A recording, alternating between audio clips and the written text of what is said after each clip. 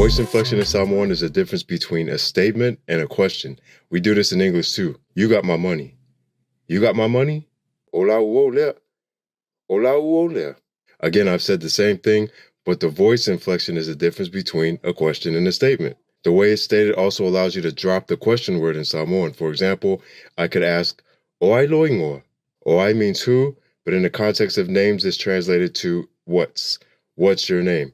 Oai loingoa. I could drop the oai and just say oloingoa or loingoa, your name. I could do that using this shortcut using inflection. Of course, it would be great to know the full and proper way of speaking Samoan before you start using shortcuts, but chances are if you're around fluent speaking Samoans, they're using shortcuts all the time. And when it comes to questions, voice inflection is an important tool to use when you're doing shortcuts.